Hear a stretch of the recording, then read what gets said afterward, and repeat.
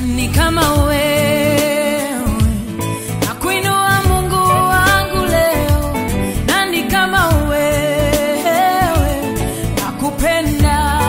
Ni nani kama wewe, ni nani, nakuinua Mungu wangu leo. Nani kama wewe, nakupenda. Ni nani. Alléluia. Je vous salue. Amen. Amen.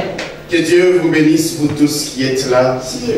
C'est merveilleux, mes frères et sœurs. Nous devons apprendre, comme nous l'avons dit le vendredi passé dans le psaume 84, le roi David. Nous le voyons en train de prier. Ton roi qu'il était, avec toutes les occupations qui pouvaient être les siennes, il avait le temps de chercher la face de Dieu. Je parle à quelqu'un. Il avait le temps de chercher la face de Dieu. Et il dit aussi, j'aime d'être dans la maison de Dieu. Un jour dans tes parvis vaut mieux que 1000 ailleurs. Il avait le temps de venir dans la maison de Dieu. Il pouvait rester dans son palais. Mais il venait, il disait, je suis dans la joie quand on me dit, allons dans la maison de Dieu. Aimons de venir dans la maison de Dieu. Ça ne doit pas être une contrainte. Ça ne doit pas être qu'on nous pousse. Non, venons avec empressement, avec enthousiasme dans la maison de Dieu. Dites Amen. Amen. Et puis il dit, l'Éternel ne refuse aucun bien à ceux qui marchent dans l'intégrité. Et heureux l'homme qui place sa confiance en l'Éternel. Ces 4 points sont fondamentaux. Être un homme et une femme qui a une vie de prière. Être un homme et une femme qui aiment d'être dans la présence de Dieu. Être un homme et une femme qui marchent dans l'intégrité. Et un homme et une femme qui met sa conscience en Dieu. Alors il dit, l'Éternel est un soleil et un bouclier. Alléluia. Quand nous marchons dans l'intégrité, quand nous aimons d'être dans la présence de Dieu, là où les frères et sœurs se réunissent, dit la parole, c'est là qu'il répand la bénédiction. Quand nous plaçons notre conscience en Dieu, Dieu sera notre soleil. Il va nous éclairer. Alléluia. Amen. Il va nous réchauffer. Il va nous donner vie. Alléluia. Il sera notre bouclier, c'est-à-dire, même lorsque l'ennemi lancera des traits enflammés contre nous, c'est l'Éternel notre Dieu qui nous protégera. En ce moment-là, que 1000 tombent à notre droite, à notre côté, que 10 000 tombent à notre droite, l'Éternel sera notre défenseur, notre rédempteur, notre bouclier. Alléluia. Nous vivons des temps qui sont très perturbés et nous avons besoin de cette présence dans la maison de Dieu. Nous avons besoin de cette communion dans la maison de Dieu. Il y a toutes sortes de doctrines, il y a toutes sortes de vents, parfois contraires, qui veulent nous emporter au loin, mais nous devons, si nous sommes dans la maison de Dieu, si nous sommes plantés dans la maison de Dieu, alléluia, si nous avons une vie de prière, si nous marchons dans l'intégrité avec notre Dieu et que nous lui faisons confiance, nous serons toujours vainqueurs. Que Dieu vous bénisse. Amen. Amen. Moi, je voudrais nous exhorter. Ce n'est pas simplement le dimanche. Ce n'est pas simplement les dimanches, mes frères et sœurs. Le mardi, nous sommes là pour la prière. Le vendredi, nous sommes là pour la prière. Viens dans la présence de Dieu, dans la maison de Dieu, parce que tu ne sais pas le jour où Dieu te visitera. Notre texte de base de ce matin nous invite à prendre Bible dans le livre d'Exode. Le livre d'Exode, chapitre 5, du premier verset jusqu'au 4e verset. Exode, chapitre 5, versets 1 à 4. Merci beaucoup. Moïse, il est écrit, et Aaron s'est rendu ensuite auprès de Pharaon et lui dit, ainsi parle l'Éternel, les dieux d'Israël. Laisse aller mon peuple pour qu'il célèbre au désert une fête en mon honneur. Pharaon répondit, qui est l'Éternel pour que j'obéisse à sa voix en laissant aller Israël? Je ne connais point l'Éternel et je ne laisserai point aller Israël. Et il dit, le Dieu des Hébreux nous est apparu. Permets-nous de faire 3 journées de marche dans le désert pour offrir des sacrifices afin qu'il ne nous frappe pas de la peste ou de l'épée. Et le roi d'Égypte leur dit, Moïse et Aaron, pourquoi détournez-vous le peuple de son ouvrage? Allez à vos travaux. Amen. Amen. Amen. Amen. Ce texte est celui sur lequel nous avons commencé à nous exhorter depuis les dimanches passés. Voyons un peu le contexte. Israël est en Égypte depuis plus de 400 ans. Ils sont esclaves dans ce puissant royaume d'Égypte, esclaves de ce puissant homme Pharaon et de son armée. Humainement parlant, il est impossible d'espérer sortir d'Égypte. Il est impossible de pouvoir s'imaginer que les enfants d'Israël pouvaient par eux-mêmes sortir de l'esclavage d'Égypte. Mais ce que j'aime, comme dit la parole de Dieu, c'est que ce qui est impossible aux hommes est possible à Dieu. Amen. Quelqu'un peut dire un mot amen? Amen. Dis toujours un mot amen. Amen. Ce qui est impossible aux hommes est possible à Dieu. Ils ne pouvaient pas sortir pendant des siècles, pendant des années. Ils étaient là sous les jougs, sous la domination de Pharaon. Mais la Bible nous dit que lorsque le temps marqué par Dieu est arrivé à son terme, j'aime beaucoup cette expression. Le temps marqué par Dieu est arrivé à son terme. Et j'ai dit à quelqu'un, je le répète, il y a un temps marqué pour toi également. Lorsque le temps marqué par Dieu est arrivé à son terme, Dieu est apparu à Moïse. Et dans un premier temps, lorsque Dieu est apparu à Moïse, il lui a dit, Moïse, j'ai vu la souffrance de mon peuple. J'ai entendu les cris que lui font pousser ses oppresseurs, car je connais ses douleurs. Entendez bien ce que Dieu est en train de dire à Moïse. C'est fabuleux. J'ai vu, j'ai entendu, je connais.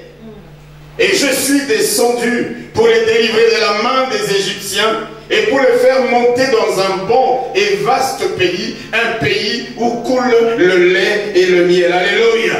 Frères et sœurs, contrairement aux divinités des nations païennes, contrairement à des dieux qui s'autoproclament, je voudrais nous dire que notre Dieu, alléluia, il a formé l'œil que tu vois, il voit lui aussi. Celui qui a formé l'œil, ne verrait-il pas? Celui qui a planté l'oreille, n'entendrait-il pas? Alléluia. Celui qui détient la science et la connaissance, ne connaîtrait-il pas les choses? Je voudrais dire à quelqu'un que ton Dieu, alléluia, alléluia, il connaît tes douleurs, il connaît tes combats, il connaît tes épreuves, il connaît tes souffrances, il connaît tes attentes. Quand tu cries à lui, il entend. Alléluia. Alléluia. Il entend. Parfois, et même souvent, on a l'impression qu'il est absent. On prie, on jeûne, on crie, et on n'entend rien, et on ne voit rien, et on se dit, mais Seigneur, où es-tu? Le silence de Dieu ne veut pas dire l'absence de Dieu. Même quand il est silencieux, il travaille pour son peuple. Je parle à quelqu'un, même quand il ne répond pas. C'est pourquoi je vous ai toujours dit, j'aime pas des gens qui vous disent tout le temps, Dieu m'a dit, Dieu m'a dit, Dieu m'a dit, Dieu m'a dit, Dieu m'a dit. Parce que Dieu n'est pas toujours aussi bavard que cela. Parfois, il est silencieux. Parfois, on n'entend rien. Et on se dit, mais Seigneur, où es-tu? Pourquoi ne m'entends-tu pas? Pourquoi ne me réponds-tu pas? Non, il est là. Alléluia. Parfois, il semble être insensible, indifférent, lointain. Mais ce n'est qu'une impression. Parce que notre Dieu, il est assis sur son trône. Alléluia. Il ne dort, il ne sommeille. Il n'est pas comme les dieux des Baals, à qui Élie disait à ses prophètes, peut-être que votre Dieu est en voyage, peut-être que votre Dieu s'est endormi, assoupi, peut-être que votre Dieu a oublié. Non, notre Dieu, il voit, il entend, Il connaît. Et parce qu'il connaît ton combat, tes peines, ta souffrance, ta douleur, il dit, je suis descendu pour le délivrer de la main des pharaons. Et pas simplement le délivrer, mais le conduire également dans un pays où coule le lait et le miel. Dites Amen. Dieu ne t'a pas sauvé uniquement pour t'abandonner à toi-même. Il y a un lieu, il y a une place, il y a un niveau vers lequel Dieu est en train de te conduire.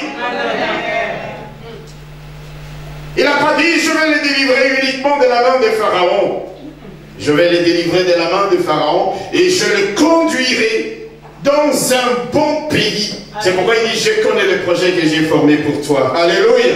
Notre Dieu est en train de nous conduire vers des endroits merveilleux. Il arrive de moments, peut-être présentement, tu es comme Job qui dit, Seigneur, pourquoi ne vois-tu pas ma cause?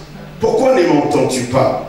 Vous savez, dans Job au chapitre 35, Élihu est venu dire à Job, bien que tu dises et que tu ne le vois pas, bien que tu dises que tu ne le vois pas intervenir dans ta vie, ta cause est devant lui. Attends-le. Dites Amen. Job était découragé. Imaginez tout ce qui lui est arrivé, mes frères et sœurs. Et la souffrance des Job n'a pas duré 1 an, n'a pas duré 2 ans, n'a pas duré 5 ans, n'a pas duré 10 ans. Pendant 40 ans de votre vie, vous êtes malade, vous avez tout perdu, rien ne va. Il y a des moments où je lis la parole de Dieu, je me dis, Seigneur, aide-moi à atteindre ces niveaux-là. Il ne suffit de 5 ans, il ne nous suffit que de 10 ans pour commencer à murmurer, pour commencer à nous plaindre, et même à nous tourner vers des divinités, et même à nous dire Dieu nous a abandonnés. Mais imaginez 40 ans. Et il dit, où es-tu, Seigneur? Et il y a eu Élihu, son ami, qui est venu le voir pour lui dire, Job, bien que tu dises que Dieu, tu ne le vois pas. C'est pourquoi dans la vie, il faut aussi avoir des bons amis. Et là, qui viennent vous réconforter, qui viennent vous apporter la parole, qui viennent booster votre foi. Ne passez pas votre temps qu'à blablater, parler sport, c'est très bien, parler politique, c'est très bien. Mais parfois, tu regardes quelqu'un et tu sais qu'il passe par des moments difficiles. Trouve la bonne parole. C'est pourquoi Isaïe pouvait dire, Dieu m'a donné une langue exercée.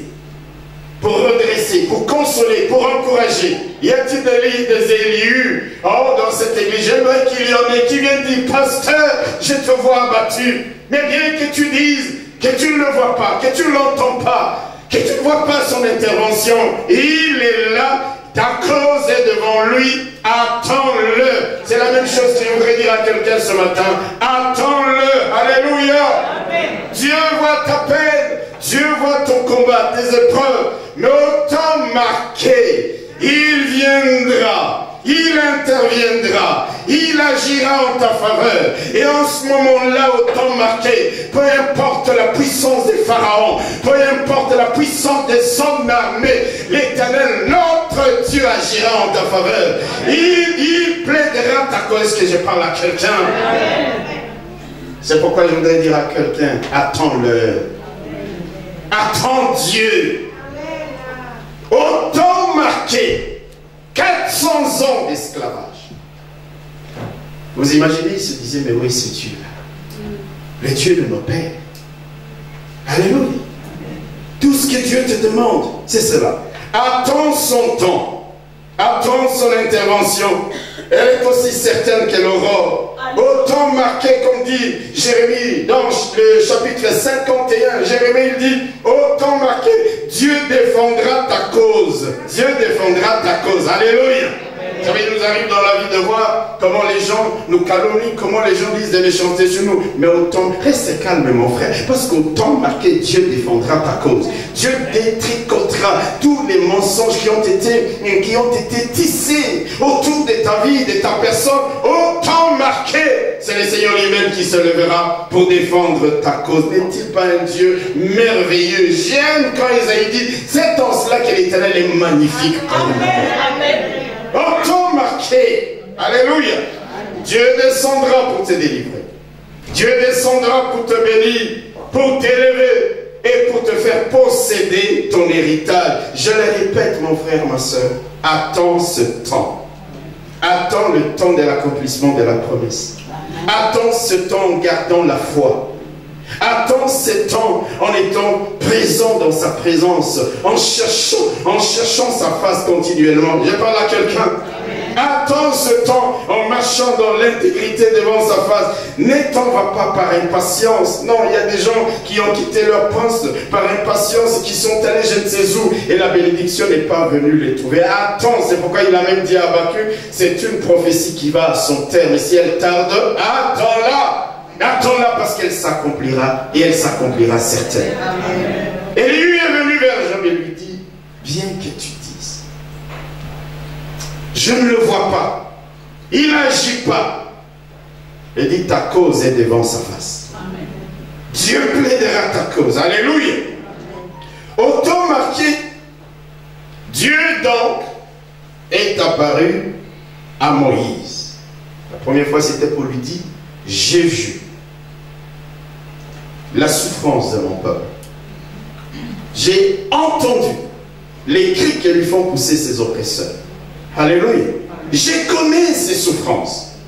Mais Dieu vient ensuite, lorsqu'il est apparu à Moïse, il lui a dit, Moïse, j'ai une mission pour toi. Tu vas aller auprès de Pharaon pour lui dire, le Dieu des Hébreux nous est apparu. Alléluia. Les dieux des Hébreux, nous savons quand est-ce que Dieu est apparu à Moïse alors qu'il a vu la vision de la buisson ardente qui ne se consumait pas. Quand il était aux côtés de son beau-père Jéthro, il est allé là-bas, il avait fui la colère de ces pharaons qui ne lui étaient pas favorables. Vous connaissez bien l'histoire. Et il va dire à Pharaon, les dieux des Hébreux nous est apparu, permets-nous de faire 3 journées de marche dans les déserts pour offrir des sacrifices à l'Éternel notre Dieu. Alléluia. Frères et sœurs, je ne sais pas si quelqu'un a compris une chose ici. Dieu n'a pas encore agi dans la vie des Hébreux. En ce moment-là. Hello. Il leur dit, allez, faites 3 journées de marche, célébrez une fête en l'honneur de l'Éternel et offrez-moi des sacrifices. Ça, c'est ce qu'on appelle offrir des sacrifices par anticipation. Amen. La plupart d'entre nous, nous aimons offrir des sacrifices lorsque nous avons vu Dieu agir. Il y a des situations pour lesquelles, mon frère, écoute-moi bien, agis plutôt par anticipation. Quelqu'un n'a pas saisi la vérité. Agis par anticipation. Il y a des moments où tu viens à l'église et tu dis, Seigneur, dans ton cœur, tu as prié, cette offrande est une offrande d'anticipation. Alléluia. Il y a ce besoin, il y a quelque chose, Seigneur, auquel je m'attends de ta part. Je ne veux pas attendre uniquement le moment où je serai béni pour donner une offrande d'action de grâce, mais je suis là, Seigneur, en train de donner une offrande par anticipation. Est-ce que quelqu'un peut dire Amen? Amen. Dites à Pharaon, laisse aller mon peuple. Ce que j'aime particulièrement dans ce verset, c'est que Dieu n'a pas dit, laisse aller Israël. Dieu n'a pas dit, laisse aller Israël, laisse aller Moïse. Non, non, non, non, non. Dieu a dit, laisse aller mon peuple. Vous entendez ça? Mon peuple. Ça veut dire que Dieu voulait que Pharaon comprenne qu'Israël lui appartenait. Alléluia. Il dit, c'est pas un peuple comme ça. Non, mon peuple à moi. Il est à moi. Il voulait que Pharaon comprenne qu'Israël est au centre de son attention, qu'Israël lui est cher, qu'Israël lui est précieux. Dieu voulait que Pharaon comprenne qu'Israël et lui avaient une relation privilégiée, que Pharaon comprenne qu'Israël est le peuple de son pâturage, qu'Israël est son troupeau, les brebis que sa main conduit. Je parle à quelqu'un. Il n'a pas dit laisse aller Israël, mais laisse aller mon peuple. Mon frère, ma soeur, je voudrais te dire ceci. Toi et moi, c'est pourquoi quand je loue le Seigneur, je sais pourquoi je le loue. Toi et moi, hello, nous avons une relation privilégiée avec le Dieu Tout-Puissant. Nous ne sommes pas comme un peuple quelconque. Non! Quand Dieu parle de toi, il ne dit pas, oh, béni, j'ai presque les oreilles pour entendre Dieu en train de dire, bénis mon fils Didier. Lâche-moi. Non, c'est-à-dire un peuple qui lui appartient. Je parle à quelqu'un. Nous sommes son peuple. Nous sommes la prunelle de son œil. Celui qui nous touche, touche à l'œil de Dieu. Celui qui nous persécute, s'attaque à Dieu lui-même. Et qui est plus fort que notre Dieu. C'est pourquoi lorsque Paul était en train de persécuter l'église et qu'il l'a rencontré, il lui a dit, pourquoi me persécutes-tu? Ce n'est pas pourquoi persécutes-tu ceux qui m'appartiennent. Non, moi, tu es la prunelle de l'œil de Dieu. Celui qui s'attaque à toi s'attaque à qui en réalité? À Dieu. Frère, Pharaon a dit, qui est l'Éternel pour que je vous délivre? Attendez, il se croyait intouchable. C'était le plus puissant royaume de l'univers en ce moment-là. Il avait droit de vie et de mort. Hello. Il avait dans sa cour des magiciens qui pouvaient faire toutes sortes d'artifices et de créer des choses. Alors il s'imaginait intouchable. Il y a une erreur que commettent les sorciers qui s'attaquent à toi. Il y a une erreur que commettent les gens qui t'en veulent. Ils se croient intouchables. Ils ne savent pas que tu es la prunelle de l'œil de Dieu et que celui qui te touche, peu importe sa puissance, l'Éternel, notre Dieu est au-dessus de toute puissance. Laisse aller mon peuple. Je suis fier d'appartenir à un grand Dieu. Amen. Si tu ne l'es pas, c'est pas mon problème. Allez dire à Pharaon, laisse aller mon peuple. Là, quand nous lisons au chapitre 3 du livre d'Exode, il dit, laisse aller mon peuple. Vous me suivez? Même au chapitre 5, il est repris comme ça. Quand nous arrivons au chapitre 4, Dieu dit ceci à Moïse. Il dit, va dire à Pharaon, Israël est mon fils, mon premier-né. Laisse-le aller. Si tu refuses, je ferai périr ton fils, ton premier-né. Et dites-moi Amen. Amen. Il dit, Israël est mon fils. Mon peuple, il m'appartient. C'est le fruit de mes entrailles. Il est mon premier-né. Laisse-le aller. Si tu ne le fais pas, je vais frapper ton fils, ton premier-né. Voyez-vous, mes frères et sœurs, ce que je voudrais dire ici, c'est que pendant que Pharaon appelait les enfants d'Israël ses esclaves, Dieu appelait Israël ses enfants. Ses fils, son premier-né. Est-ce que quelqu'un comprend cela? Pharaon les voyait comme des médiocres, comme des minables, juste des esclaves pour bâtir des édifices majestueux qui étaient des riens aux yeux de Pharaon. C'est pourquoi il a dit, Moïse et Aaron, ne venez pas me distraire et ne venez pas distraire le peuple. Allez, retournez à vos travaux. Vous n'êtes préposés qu'à faire des ouvrages. Vous n'êtes rien. Pendant que le Pharaon tient ce discours aux enfants d'Israël qu'il considérait comme des esclaves, Dieu, dans les cieux, voyait son peuple et l'appelait mon fils. Et l'appelait mon premier-né. C'est merveilleux. Alléluia. Mon frère, je voudrais dire à quelqu'un, peu importe la façon dont le monde te voit. Quelqu'un a compris? Quelqu'un a compris? Peu importe la façon dont le monde te voit, peu importe la façon dont le monde te qualifie, peu importe la façon dont le monde te traite ou t'appelle, pour Dieu, tu n'es pas ce que le monde dit que tu es. Amen. Ah, quelqu'un n'a pas dit encore Amen. Quelqu'un n'a pas compris ce que j'ai dit. Amen. Hello. Les pharaons appelaient les enfants d'Israël ses esclaves, ses ouvriers. Mais Dieu dit, c'est mon fils. Amen. Mon premier-né. C'est pourquoi je répète, peu importe importe la manière dont les gens te traitent. T'appelles. Et alors, tu passes là, on dit, il est foutu, il n'a plus rien. C'est un vaurien, c'est un nul. Peu importe. Ta destinée n'est pas déterminée par les gens de ce monde, mais par celui qui t'appelle son fils. Peu importe comment on t'appelle, comment on te traite. Pour Dieu, tu es son fils. Dis Amen. Pour Dieu, tu es sa fille. Pour Dieu, tu es son héritier. Pour Dieu, tu es la prunelle de son œil. Pour Dieu, tu es un vaillant héros. Pour Dieu, tu es capable de tout par celui qui te fortifie. Pour Dieu, tu es citoyen des royaumes des cieux.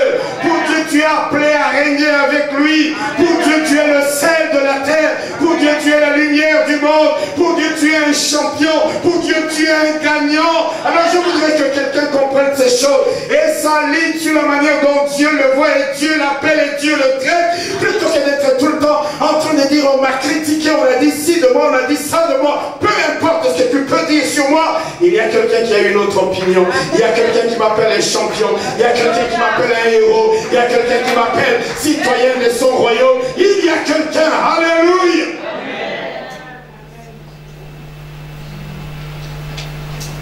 Frères et sœurs, peu importe ce que les gens disent de toi, ce qui compte, c'est quoi? C'est ce que Dieu dit de toi. Je ne veux pas dire par là que nous n'avons pas besoin d'avoir un bon témoignage vis-à-vis des gens. Et vous savez, il y a des gens, quoi que tu fasses, et là, ils ne t'approuveront jamais. C'est pourquoi ça ne sert à rien de courir, à vouloir constamment plaire aux hommes. Courons plutôt, cherchons plutôt à plaire à Dieu. Si nous plaisons à Dieu, alléluia. D'abord, peu importe que les gens me disent, me traitent de tout ce qu'ils veulent. Parce que si vous devez plaire aux hommes, imaginez dans cette église, nous sommes 200, 300, 400. Vous devez plaire à combien de personnes? 400. Chacun voudra te tirer dans son sens, dans sa direction. Et en ce moment-là, crois-moi, tu ne vas plus plaire à Dieu. Je n'ai pas dit que nous ne devons pas plaire aux hommes, comprenez bien. Dieu nous demande d'avoir un bon témoignage. Alléluia. Mais ce n'est pas que je dois faire tes 4 volontés. Et alors là, vous dites, ah, je me dis, ah, au moins je l'ai satisfait. Ma priorité, c'est d'abord de chercher à plaire à Dieu. C'est ce qui doit être ta priorité aussi. Alléluia. Peu importe. Le monde va te coller des surnoms. Le monde va te coller des étiquettes. Le monde va te coller des sobriquets pour t'abaisser, pour te dire, pour te détruire, pour te dénigrer. Mais Dieu dit que tu as de la valeur à ses yeux. Tu n'es pas ce que le monde dit que tu es. Si tu n'avais pas la valeur aux yeux de Dieu, oh mon frère, ma soeur, il ne t'aurait pas racheté avec le sang précieux de son fils Jésus-Christ. C'est parce que tu as de la valeur aux yeux de l'Éternel que ce n'est ni par de l'or, ni par de l'argent, ni par des choses périssables que Dieu t'a racheté. Il t'a racheté par le sang précieux de son fils. Jésus pouvait dire, tu n'as agréé ni sacrifice ni holocauste. Oh Dieu, tu m'as formé un corps. Tu m'as formé un corps. Son sang a coulé. C'est pour te dire, frère, quand tu marches, tu peux marcher avec assurance. Parce que tu as de la valeur aux yeux de Dieu. Les sobriquets, on va dire, oh, c'est un célibat, un célibataire chronique, peu importe. Il y a un jour autant marqué par Dieu. Je parle à quelqu'un. On dira, c'est un chômeur chronique. Il y a un temps parce que tu es attaché à Dieu. Alléluia. Oh, les mêmes personnes qui aujourd'hui disent, mais oh, c'est un chômeur chronique, ils changeront d'avis. Ils changeront d'avis. C'est pourquoi ça ne sert à rien, mon frère, d'être tout le temps en train de pleurnicher parce que tu as entendu, oui, ça fait mal. Mais relève-toi et dis-toi, ce n'est pas ce qu'il dit que je suis. Je suis ce que Dieu dit que je suis. Pharaon a dit, ce sont des esclaves. Allez vers eux. Allez, Moïse et Aaron. Vous êtes en train de distraire les gens. Repartez à vos travaux. Voilà, pour lui, c'est juste ça, des esclaves. Mais Dieu lui a dit, écoute Pharaon, Israël, c'est mon fils. C'est mon premier-né. C'est mon héritier. Et là, je n'ai plus de piles. C'est mon héritier. Alléluia. Amen. Attendez un peu. Attendez un peu. Allume un peu ça. Allume d'abord. Il faut d'abord allumer. Voilà. Alléluia. Amen. Ah, merci. Quand on a les... Hein, Sœur Flora, les piles, hein, je m'épuise moins. Alléluia. Il vient vers Moïse. Dieu, il dit, va dire à Pharaon, laisse aller mon fils. Il a commencé par dire, laisse aller mon peuple. Laisse aller mon fils. Laisse aller mon premier-né. Alléluia. Amen. Alléluia. Amen. Et puis maintenant il ajoute, il dit, sinon. Ah, sinon. Qu'est-ce que je vais faire? Je vais faire périr ton fils, ton premier-né. Il y a dans ces paroles de Dieu deux volets. Le premier volet, c'est que Dieu donne des ordres à l'homme le plus puissant. Je parle à quelqu'un. Vous savez, toi et moi, lorsque nous regardons quelqu'un qui est puissant, nous avons même peur de dire une vérité devant lui. Mais parce qu'il peut nous écraser. Vous êtes d'accord avec moi? Allez devant un dictateur et dites-lui, tu gouvernes mal ton pays. Est-ce que tu vas exister l'heure d'après? Il faut être plus puissant que lui. Vous êtes d'accord? Ah, vous avez même peur de dire amen par rapport à ça. Parce que la plupart de nos pays sont gouvernés par des... Ah non, je n'ai pas cité d'ailleurs peut-être. Il dit alors il lui donne des ordres. Je voudrais dire à quelqu'un, cet après-midi, je donnerai des ordres au nom de l'Éternel des armées à ceux qui te combattent pour qu'ils te lâchent. Non, vous n'avez pas dit amen. Vous savez, ce qui nous manque, c'est de comprendre ce que Dieu nous a donné comme pouvoir et autorité. Amen. On est là en train de trembler tout le temps. Ah, les sorciers, ah, ils m'ont... tout le temps, on est là dans la peur. La peur doit changer de camp. Parce que nous sommes dans les camps de celui qui est plus puissant. C'est comme ça que Moïse et Aaron n'ont pas peur de se présenter devant le Pharaon. Ils ont le mandat de Dieu. Ils ont reçu cette mission de la part de Dieu. Et ils savent que leur Dieu, il est plus grand que Pharaon. Il est plus grand que son royaume. Alors il ne tremble pas, il ne panique pas. Mais c'est ce que tu es. La Bible dit, voici, je vous ai donné le pouvoir. Je vous ai donné l'autorité. Qu'est-ce que tu en fais? Ils sont allés devant le Pharaon. Et lui ont dit, écoute Pharaon, laisse aller mon fils, laisse aller mon peuple, laisse aller mon premier-né. Parce que si tu refuses, alléluia, amen. Si tu refuses, qu'est-ce que je vais faire? Je vais faire périr ton fils, ton premier-né. Pharaon il dit, hé Moïse, qui est l'État? Vous savez, frères et sœurs, faisons très attention à l'arrogance. L'orgueil précède la chute. Quelqu'un vient, tu le regardes, tu dis, toi là, qu'est-ce que tu peux m'apprendre? Naaman avait la lèpre.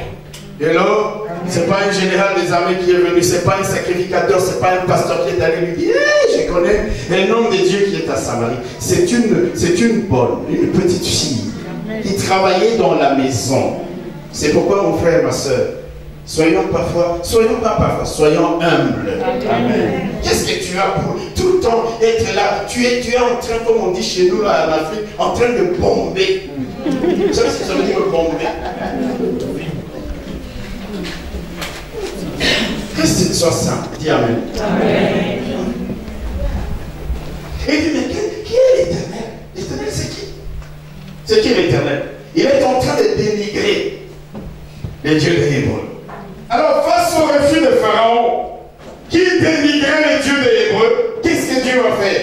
Dieu va déployer sa puissance et sa souveraineté en frappant les dieux des Égyptiens, depuis les dieux serpents, jusqu'au premier-né, qui est en fait dans l'Israël était considéré comme un dieu.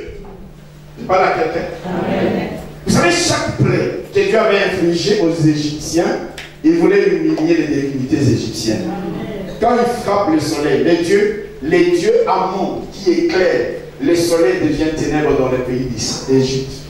En Israël, il y a la lumière. où est les dieux du soleil égyptien pour ramener la lumière?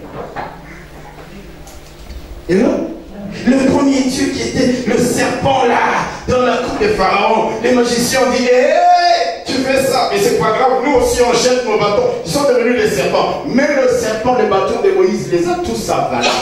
Moi, si j'avais été des Égyptiens, j'allais dire, ça envoyé ma main. Là, c'est grave. Et il dit, mais qui est l'éternel Dieu pour que je puisse quitter sa voie et obéir? Il est rien. Alors Dieu dit, ok, maintenant tu vas comprendre, Pharaon. Et là, depuis ce qui était déjà considéré comme un dieu pour les Égyptiens, le serpent. Oh Seigneur de gloire, vous savez quand Dieu a dit à Moïse, jette les bâtons, hein, au départ, hein, parce que Moïse a fait d'abord un test préliminaire.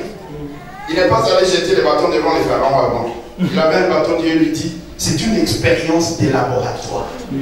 Jette ton sac, ton bâton, et jette, prends. Ça devient un serpent. Qu'est-ce qu'il a? Moïse a commencé à fouiller.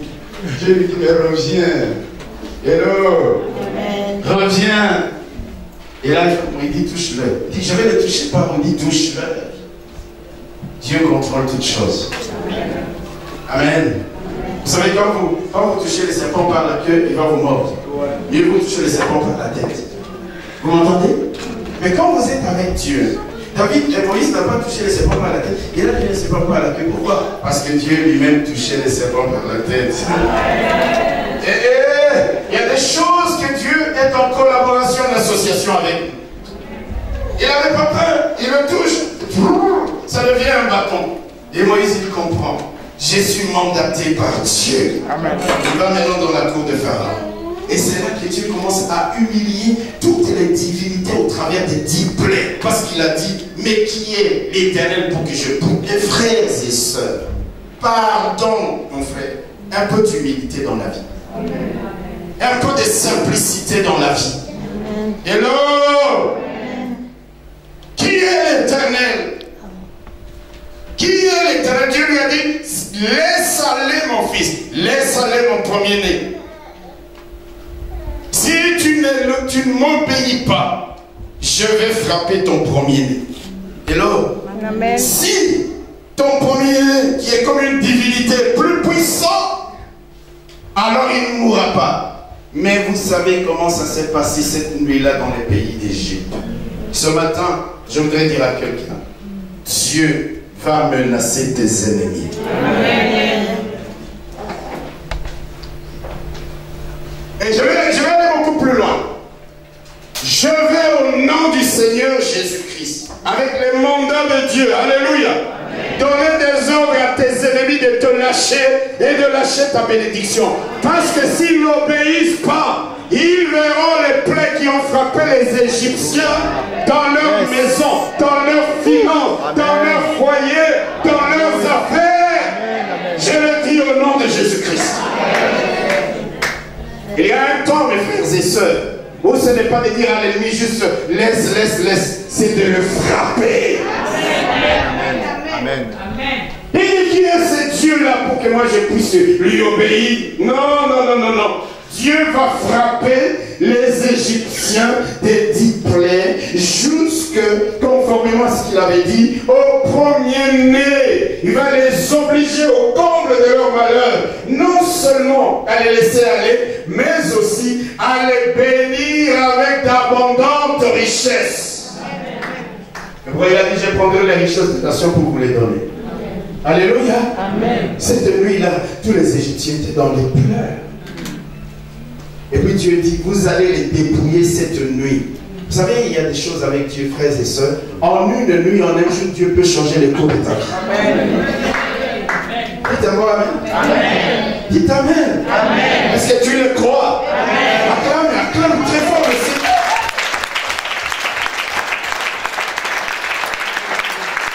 Dieu peut changer le cours de ta vie en une nuit. En une nuit, les enfants d'Israël, la Bible nous dit qu'ils ont dépouillé les Égyptiens. Alléluia. Ils ont eu des vases d'or qu'ils n'avaient jamais vus auparavant. Ils ont eu des vases d'argent, des vêtements qu'ils n'avaient jamais eu auparavant. Ils avaient eu même de l'argent qu'ils n'avaient jamais eu auparavant. En une nuit. Ils sont devenus fort riches. Parce que la Bible nous dit que Dieu leur fit trouver grâce aux yeux de leur bourreau. Aux yeux de qui? De leur bourreau. Je voudrais dire à quelqu'un, Dieu te fera grâce. Amen. Dieu te fera trouver grâce. Même ceux qui sont tes ennemis aujourd'hui, alléluia, Dieu peut les obliger à être un canal de bénédiction pour toi.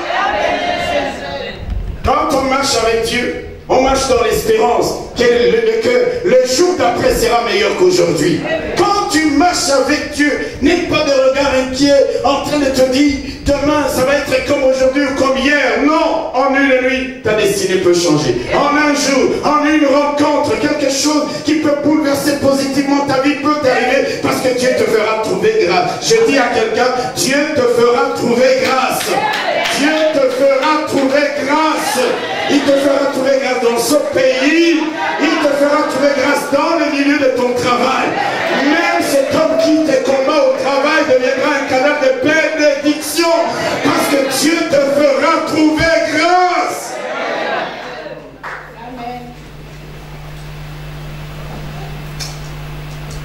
Ah. Vous savez, quand la grâce de Dieu est là, amen, la bénédiction vient. Tu sais, on peut t'enlever tout. On peut te prendre tout. On peut te prendre ta maison. On peut te prendre tes voitures, tes biens. Mais tant que la grâce de Dieu est sur toi, personne ne peut enlever la grâce de Dieu. Et quand la grâce est là, la bénédiction vient. L'élévation vient. La gloire viendra. Hello! C'est pourquoi parfois même quand tu perds tout, amen, tout ce qui compte c'est que tu y as devant le Seigneur, tu dis, Seigneur, que ta grâce ne se retire pas de moi. Fais-moi grâce. Vous savez, les frères de Joseph ont vu Joseph venir. Son papa avait l'habitude de lui faire une tunique bariolée, une tunique bien, qui toque beau, très bien, chaque année. Alléluia. J'aime le papa de Joseph. Il ne faisait pas des tuniques qui duraient 2 ans. Chaque année. Vous savez pourquoi? Parce que le fils grandissait. Ça veut dire, tu dois t'adapter à ton âge. Il y a des choses. Hey, tu ne peux plus mettre la tunique d'un bébé chrétien il y a 2 jours. Tu es toujours dans les... Ça, c'est quand tu étais encore bébé chrétien. Quand tu as grandi, il y a une autre tunique. Ses frères ont vu la tunique bariolée, elle était belle. Ils ont pris la tunique bariolée, n'est-ce pas? Est-ce qu'ils ont enlevé la grâce de Dieu sur la vie de Joseph? Ils l'ont vendu comme esclave, il est devenu premier ministre en Égypte pour les sauver. On peut tout te prendre. Tant que la grâce de Dieu est là, tant que Dieu te fait trouver grâce, la manière dont Dieu va t'élever, ce sera encore de loin supérieur à ce que les autres ont voulu te maintenir à ce niveau-là. Marche avec assurance. Tu es la prunelle de l'œil de Dieu. Les gens ils te critiquent, ils te surnomment je ne sais quoi. Mais dis-leur, je ne suis pas ce que vous dites que je suis. Amen. Je suis ce que Dieu dit que je suis. Amen. Je dis souvent aux gens, je ne suis pas né de Dieu pour échouer. Ah, les pasteurs, il est orgueilleux. Vous voulez que j'aligne mes paroles sur une confession du monde? Je ne suis pas né pour échouer. Je ne suis pas né de Dieu pour échouer. Parce que Dieu dit que je suis plus que vainqueur. Quand tu me vois dans l'échec aujourd'hui, ce n'est qu'un incident de parcours. C'est un revers de parcours. Parce qu'en définitive, je serai ce que Dieu dit que je sois. C'est pourquoi Job pouvait dire, mon Rédempteur est vivant. Je sais qu'il se lèvera pas. Il se lèvera le premier, il se lèvera au milieu, il se lèvera le dernier. Quand vous aurez fini de détruire ma peau, quand vous aurez fini de me critiquer, quand vous aurez fini de me surnommer je ne sais qui, je ne sais quoi, mon Rédempteur se lèvera. Non, est-ce que quelqu'un peut dire amen? Et en ce moment-là, parce que la grâce est sur moi. Et je voudrais dire dire à quelqu'un, si tu comprends ces choses, tu vivras avec cet état d'esprit et la grâce de Dieu et la bénédiction de Dieu te suivront. C'est parce que tu vis avec un autre état d'esprit, l'esprit des sauterelles, comme les 10 espions qui avaient été envoyés. Ils sont revenus en disant, nous n'entrerons jamais. Que Josué et Caleb ont dit, nous entrerons. Et Dieu dit, parce qu'ils ont été animés d'un autre esprit. Jusqu'à quand vas-tu avoir l'esprit des sauterelles? Jusqu'à quand vas-tu avoir l'esprit des perdants? Jusqu'à quand vas-tu avoir l'esprit de la victime? Non, je ne suis pas une victime. Je suis un héros. J'ai un autre esprit. L'esprit de victoire, l'esprit de conquête. Parce que je sais que la grâce de Dieu est sur moi. Dieu leur a fait trouver grâce. Alléluia. Ce matin, fais cette prière. Tout à l'heure, nous allons prier. Aujourd'hui, c'est un dimanche spécial. Tu vas dire, Seigneur, fais-moi grâce. Fais-moi trouver grâce. Alléluia. Alléluia. Revenons à notre texte. Moïse et Aaron, ils ont porté le message de Dieu à Pharaon en disant, le Dieu des Hébreux. Amen. Amen. Parce que vous connaissez, le titre du message, c'est la puissance d'offrande des sacrifices. Amen. La puissance d'offrande des sacrifices. C'est allé lui dit, le Dieu des Hébreux nous est apparu. Permets-nous de faire 3 journées de marche. Il y a des moments comme je vous ai toujours dit. Hello. Amen. Est-ce que quelqu'un peut m'aider ce matin en disant le fils d'un mot Amen? Amen. Sœur, tu peux m'encourager même toute seule en disant un mot Amen. Alléluia. Amen. Merci beaucoup. Passez par paix, passez-nous aussi, c'est l'opposé. Ne dites même pas Amen. Il dit, permets-nous de faire 3 journées de marche. Parce qu'ils étaient dans la proximité des Égyptiens. Il y a des choses que tu ne peux faire que quand tu t'es éloigné des païens.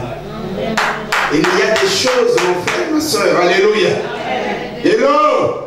Il faut prendre un peu de recul, un peu de distance par rapport à des gens qui ne partagent pas la même foi, les mêmes convictions que toi. Même quand Abraham devait offrir Isaac, il a dit à ses serviteurs, restez ici au pied de la montagne. Je vous l'ai toujours dit. Parce qu'il pouvait l'arrêter et dire non, ne fais pas ça, notre maître est devenu fou. Il y a des choses, mets un peu de distance. Amen. Mets un peu de coudée. Sépare-toi, détache-toi de ceux qui n'ont pas les mêmes convictions. Tu es tout le temps, mon frère. Tu sais ce qui nous pollue souvent, c'est qu'on est tout le temps en compagnie des railleurs et des moqueurs. En compagnie de ceux qui critiquent les églises, les pasteurs et tout. On les met tous dans le même moule, dans le même panier. Et comment peux-tu venir à l'église, prier en ce moment-là avec foi, après avoir été dans la compagnie des railleurs et des moqueurs? Prends un peu de distance. Ça te permettra, dans la liberté, de célébrer Dieu comme tu voudras. C'est pourquoi même à l'église, alléluia. Prends les distances spirituelles. Tu veux danser, danse pour les seigneurs. Si l'autre ne comprend pas, c'est son problème. 3 journées de marche pour aller faire une fête en l'honneur de notre Dieu et lui offrir des sacrifices. Je l'ai dit, c'était anticipativement, c'est-à-dire la bénédiction n'est pas encore là, mais on a posé le geste d'offrir à Dieu une offrande des sacrifices. C'est la dimension vers laquelle je voudrais que dans cette église nous arrivions. Amen. Dites Amen. Amen. Dites un mot Amen. Amen. Anticipativement, ce n'était pas des sacrifices humains, tout le monde le sait. Non, ce sont des offrandes. Quand on parle d'offrandes des sacrifices, ce sont des offrandes volontaires qui sont données volontairement dans le but d'honorer, excusez-moi, volontairement Dieu. Ce n'est pas du bon français, mais peu importe. Ce sont des offrandes volontaires. On se les prive soi-même. Elles ont de la valeur pour toi. Elles ont un prix pour toi. Mais tu te dis, je me prive. Hello. Pour les offrir à Dieu. Afin de l'honorer. Les offrir à Dieu. Moïse, voyez Dieu leur dit que vous fassiez 3 journées de marche pour m'offrir. Pour m'offrir. Amen. C'est-à-dire, ils étaient, Moïse et Aaron n'ont même pas dit Seigneur, mais on n'a pas encore vu la bénédiction. Une fois, Dieu, quand il parle, Dieu ne peut pas mentir. Jamais. Alléluia. Mais ils sont disposés à le faire. Pourquoi? Parce qu'ils se disent, Dieu, quand il donne la promesse, il l'accomplit. Et il nous donne une promesse qui n'est pas venue dans notre esprit. Nous dit qu'il va nous sortir du pays d'Égypte. Nous dit qu'il s'engage, alléluia, à nous délivrer de la servitude et de la puissante main de Pharaon. L'enjeu était tellement important que Dieu n'a pas parlé des sacrifices ou des offrandes ordinaires. Il n'a pas parlé d'offrandes ordinaires. Non, il a parlé d'une offrande de sacrifice. Alléluia. Il y a des enjeux, je te le dis mon frère. Hello? Ou à un moment donné de ta vie, tu t'arrêtes et tu dis Seigneur, anticipativement, je vais faire une offrande de sacrifice. Vous savez pourquoi? Parce que, comme nous l'avons dit, les offrandes des sacrifices libèrent la puissance de Dieu en faveur de son peuple. Et cela s'est traduit par toutes sortes de bénédictions. Il dit, je vais vous faire sortir du pays d'Égypte. Mais avant même que cela n'ait lieu, faites 3 journées de marche et allez m'offrir des sacrifices.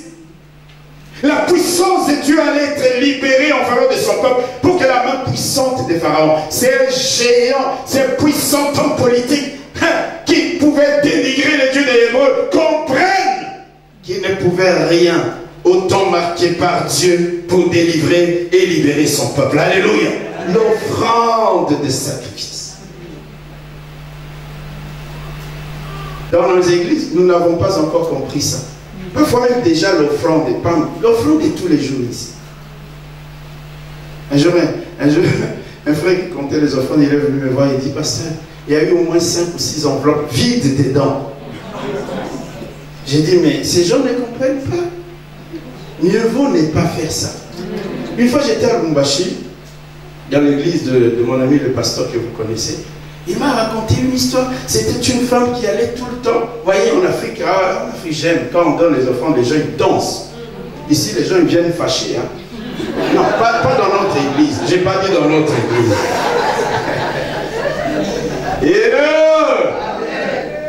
Alors elle était toujours en train de danser. Elle vient, elle danse, elle-même. Et c'était toujours une enveloppe vide. Une enveloppe vide.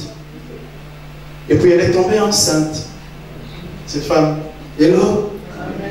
Elle est tombée enceinte. 1 mois, 2 mois. Vous savez, dans nos pays, parfois, échographie. Hein, c'est pas donné à tout le monde. Donc ici, un petit échographie, mammographie. Ok. Et entre parenthèses, j'ouvre une parenthèse, je vais la refaire. Mes soeurs, faites la mammographie aussi. Amen. Frères et sœurs, faisons du check-up.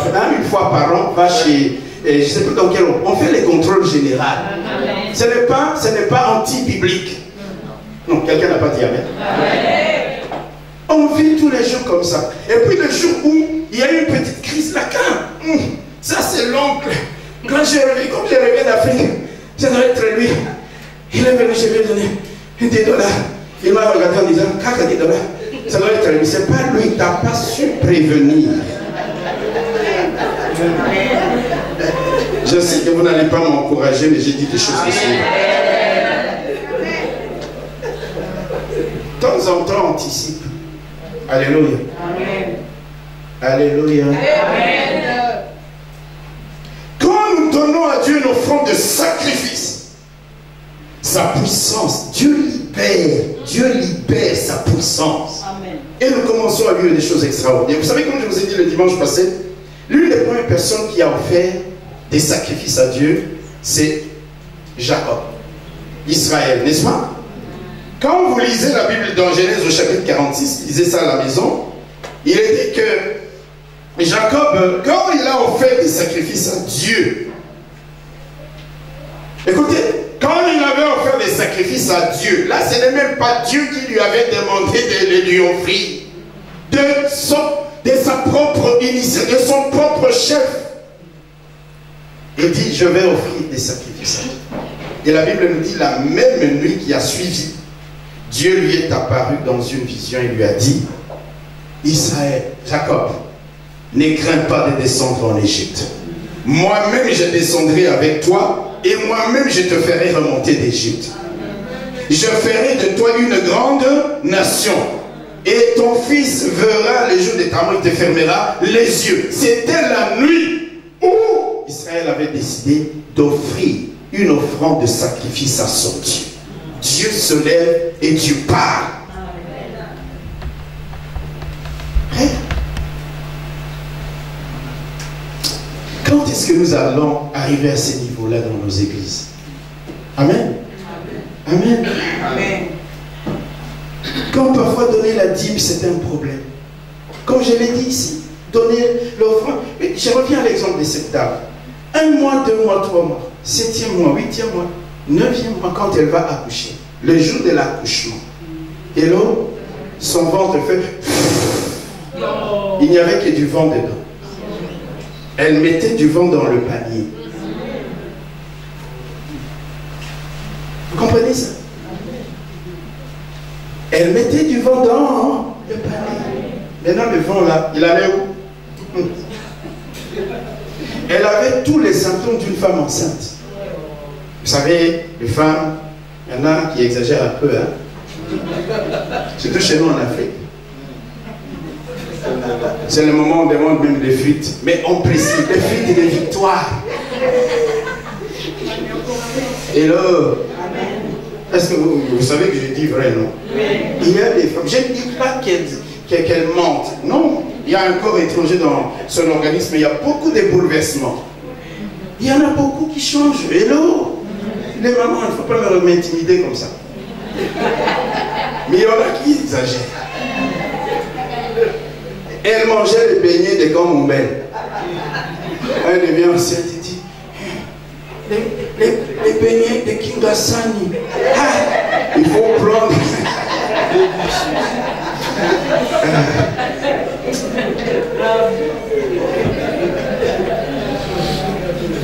Hello. Elle donnait dans le vent. Hello. Elle a récolté le vent.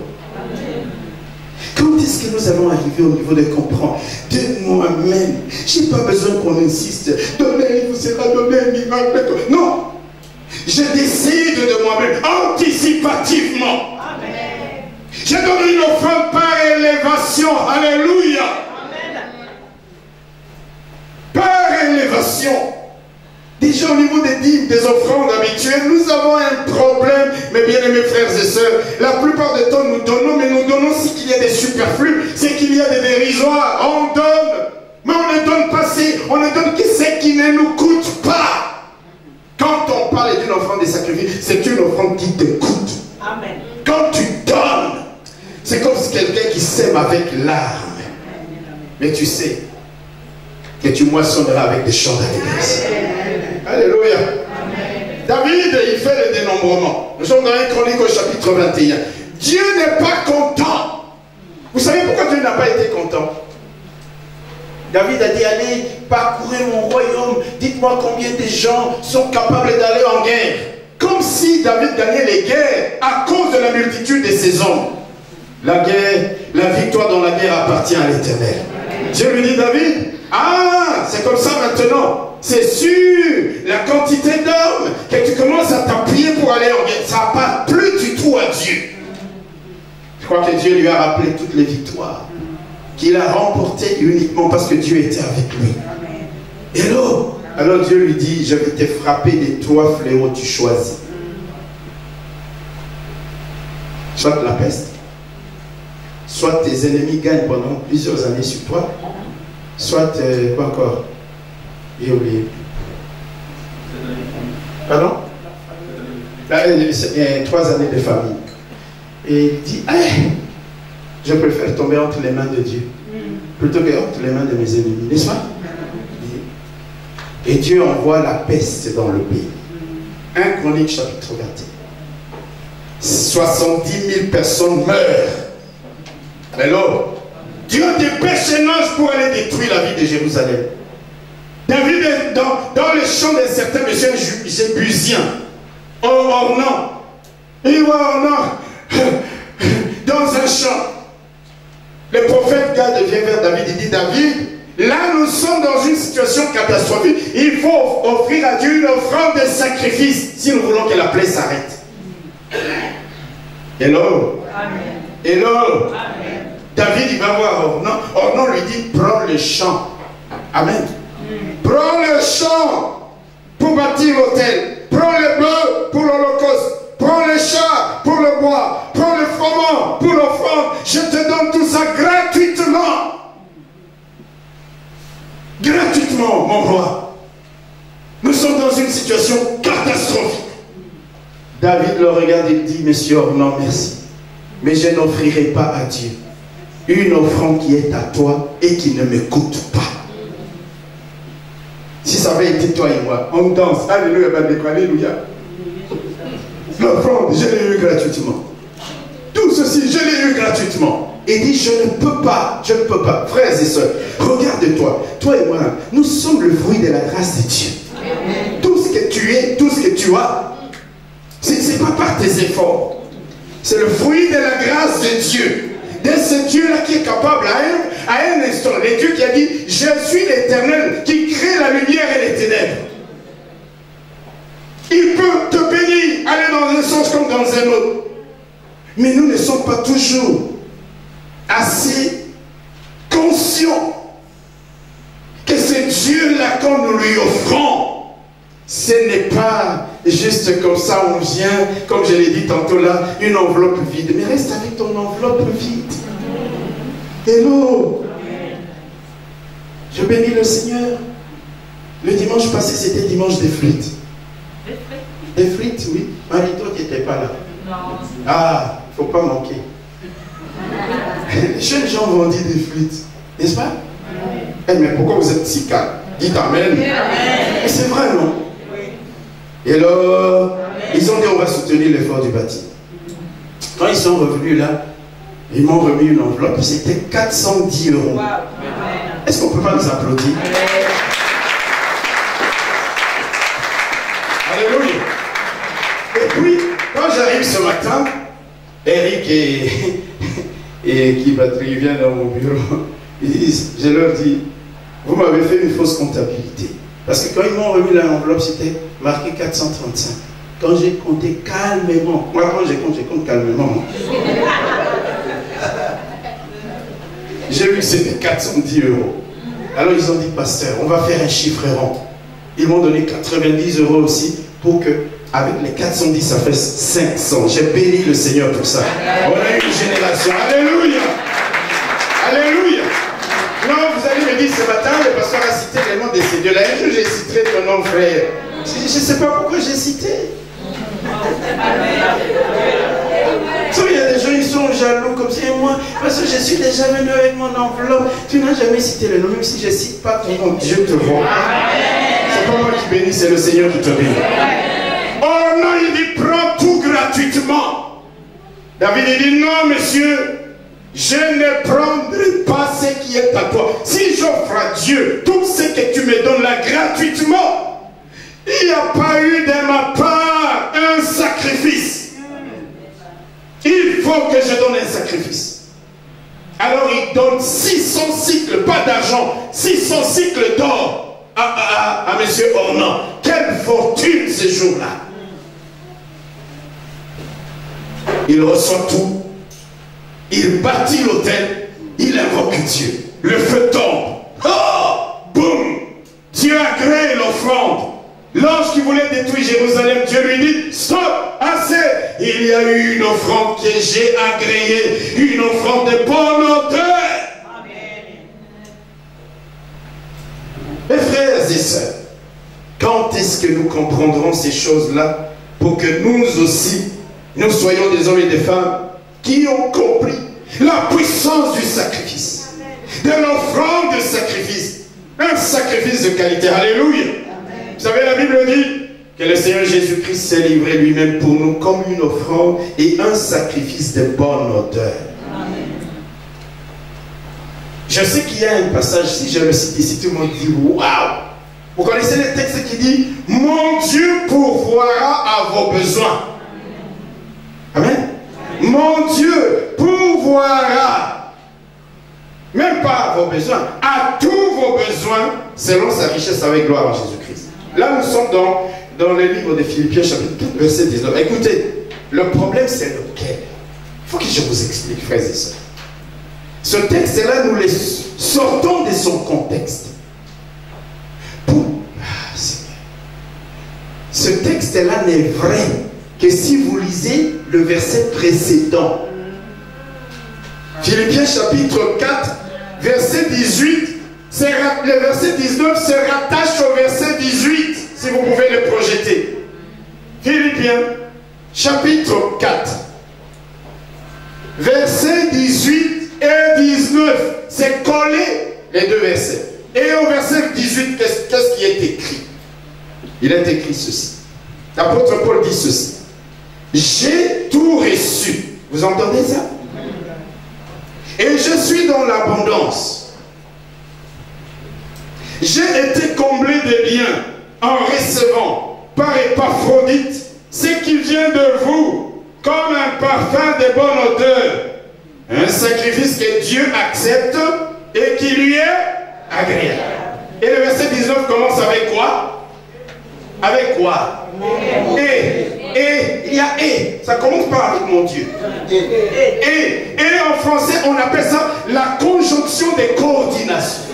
C'est-à-dire un tout petit mot qui relie deux entités, l'une que l'on a citée, l'autre qui va suivre. Et parce que j'ai tout reçu, parce que j'ai été dans l'abondance, alléluia, parce que j'ai eu un sacrifice qui est un parfum de bonne odeur, parce que ce sacrifice est agréable à Dieu. Maintenant, il dit, mon Dieu pourvoira à tous vos besoins selon sa richesse et sa gloire en Jésus-Christ. Dites Amen. Amen. Nous voulons voir de grandes choses. Dieu pourvoira à nos besoins d'une manière spectaculaire aussi. Nous disons, hey, oui, mon Dieu pourvoira, mon Dieu pourvoira, mon Dieu pourvoira. Tu peux citer ça autant de fois que tu voudras, tu ne verras rien. Parce que tu l'as sorti de son contexte. Ton Dieu pourvoira quand tu as béni, quand tu as donné, quand tu as offert un sacrifice de bonne odeur à Dieu. D'ailleurs ici, ce n'est même pas à Dieu. C'est à qui? À Paul. Parce qu'il y a des gens, si on veut dire, on va offrir au pasteur, on va l'enrichir. Hé frère, fais 3 journées de marche, viens m'offrir, en l'absence de ces gens-là. Il me dit Amen, non? Amen. Fais 3 journées. C'est exactement comme les disciples de Jésus. Il y a une femme qui vient avec un vase d'albâtre. Ce vase-là, le vase lui-même était translucide. Le flacon à lui-même coûtait extrêmement cher. Ce parfum-là était un parfum que les jeunes filles préparaient pendant des années pour les jours de leurs noces. Et quand on avait ça, c'était l'équivalent d'une année de salaire. Je ne sais pas combien le salaire moyen en Belgique. Prenons le 1000 € au rabais. Quand vous avez ce parfum-là, c'est le fruit d'une année. La valeur d'une année, ça veut dire 12 000 € le parfum seulement. Et là, et cette femme vient, casse, pour déverser ça sur le Seigneur. C'est comme ça que vous entendez l'indignation des disciples. J'étais 12 000 €. Frère, le jour où tu te lèveras pour bénir l'œuvre de Dieu, pour bénir les serviteurs de Dieu, il y a des gens qui ne te comprendront pas, qui te diront, mais on aurait pu utiliser cet argent pour donner aux pauvres. Oh, Judas, l'escroc. Il dit, mon Dieu pourvoira. Dites Amen. Alléluia. J'ai tout reçu. J'ai été comblé. Je suis dans l'abondance. On veut offrir une offrande de sacrifice à notre Dieu. Des bonnes odeurs. Est-ce que tu as déjà offert à Dieu? Parfois même tu as pris des engagements que tu n'honores pas. Hello? Hello? Lorsque Dieu a demandé à Abraham de lui offrir un sacrifice, il n'a pas dit, offre-moi l'un de tes fils. Vous savez pourquoi? Parce qu'en ce moment-là, Ismaël était déjà grand. Si il dit, offre-moi l'un de tes fils entre nous, soyons honnêtes. Abraham allait se rabattre sur qui? Alors Dieu il dit, offre-moi ton fils, ton unique, Isaac, celui que tu es. C'est-à-dire qu'il n'y a pas d'ambiguïté. Parce que Dieu savait, si je ne donne pas de précision, Abraham va m'offrir qui? Ismaël. Je vous l'ai dit le dimanche passé. Mets un billet de 5 € et un billet de 50 € dans ta poche ou dans ton porte-monnaie. D'après toi, Ismaël, c'est quel billet? Et le billet de 50 €, c'est qui? Bon. Quand tu veux venir donner une offrande ici, soyons honnêtes, c'est entre nous, ça c'est entre papa et ses enfants. Il n'y a personne ici. D'accord? Tu as Ismaël et qui? Et Isaac. Le frère Fabrice, il vient ici, il parle des offrandes. Et toi, tu dis, je dois, alléluia, frère au Seigneur. Tu mets la main dans là.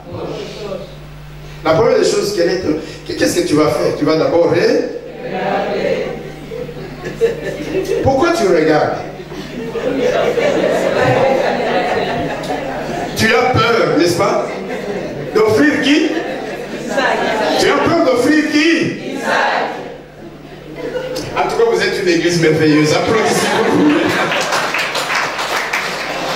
Alléluia! Tu as peur d'offrir Isaac? Tu regardes bien. Le porte-monnaie, tu l'ouvres, tu regardes bien. Même alors que tu vois parfois, tu peux même des lunettes.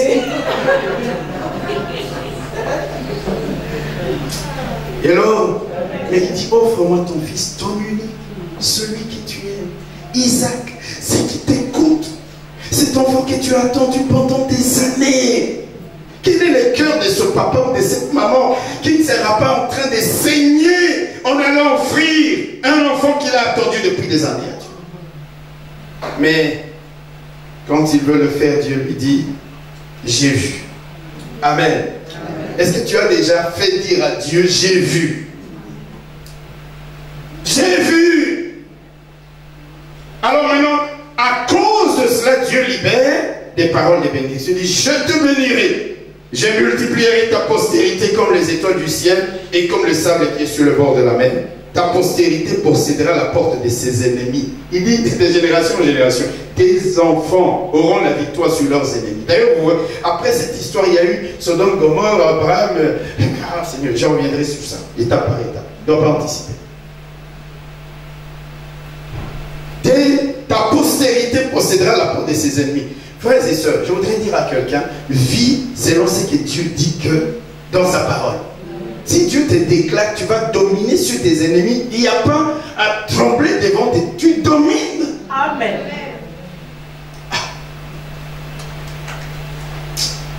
Et il dit, toutes les nations de la terre seront bénies en ta postérité. Quand est-ce que cela a été dit? Quand Abraham a voulu offrir Isaac, mais pas Ismaël. Je vais bientôt terminer. Revenons à notre texte. Regardez le verset 3. La Bible dit, voici ce qu'il dit à Moïse et Aaron. Le Dieu des Hébreux nous est apparu. Permets-nous de faire 3 journées de marche dans le désert pour offrir des sacrifices à l'Éternel afin qu'il ne nous frappe pas de la peste ou de l'épée. Il dit afin que les diables ou les démons ne nous frappent pas. Afin que Dieu ne nous frappe pas. Amen. De la peste et de l'épée. La peste, c'est l'image des maladies.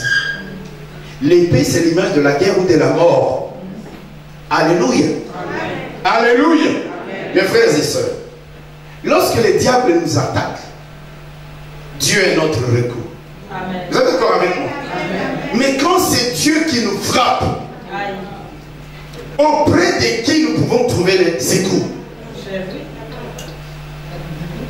Il dit afin que l'Éternel, il ne dit pas afin que les diables ou les démons, mais afin que Dieu, l'Éternel, ne nous frappe pas. Nous devons offrir ces offrandes et sacrifier. Nous devons le faire, disent-ils à Pharaon. Nous oublions souvent, et c'est Dieu qui nous donne la vie. Nous oublions souvent qu'il peut nous la retirer. Nous oublions souvent que c'est Dieu qui nous élève et il est capable aussi de nous abaisser. Nous oublions que c'est Dieu qui ouvre les portes et c'est Dieu qui les ferme. Même si, vous savez, si le diable ferme les portes devant nous, parce qu'il le fait, c'est notre ennemi numéro 1. Mais quand nous sommes avec Dieu, la Bible dit que notre Seigneur a les clés qui ouvrent les portes. Amen.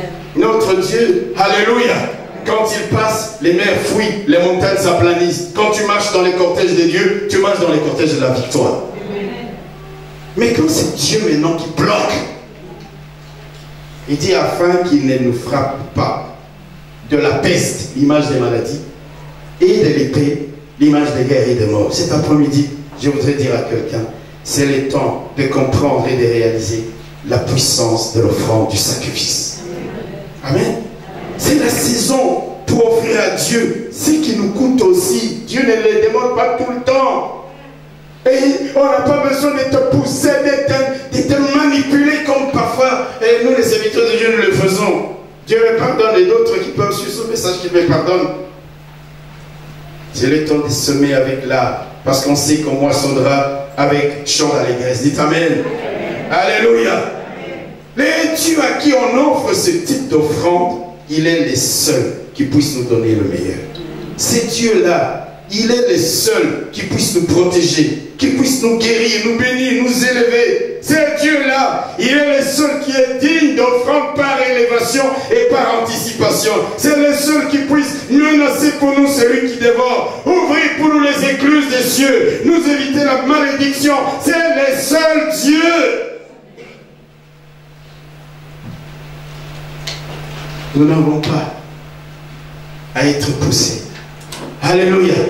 Comme Israël, comme Jacob, nous nous levons et nous allons dire, ça c'est une offrande de sacrifice par anticipation et par élévation pour mon Dieu.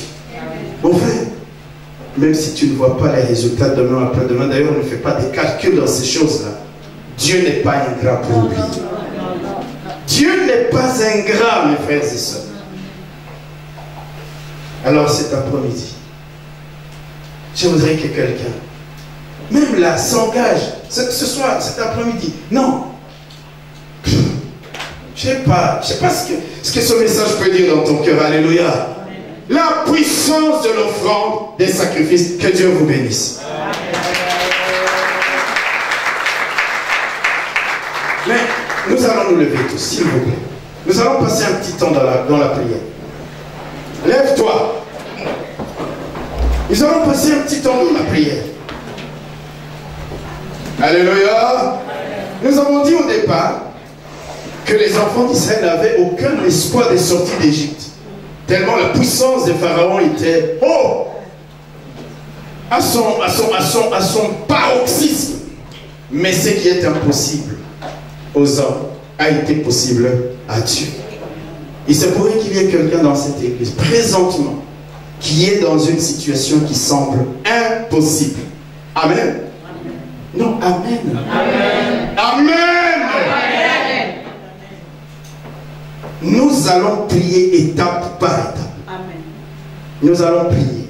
Si ce n'est pas toi, prie pour quelqu'un. Dis Seigneur, s'il y a quelqu'un, mon frère ou ma soeur dans l'église, ce matin, qui est dans une situation qui semble impossible aux yeux des hommes, là où tu es, Seigneur, ma prière monte jusqu'à toi pour que ce qui est impossible aux yeux des hommes devienne possible dans sa vie. Nous allons commencer par là. Commençons à prier.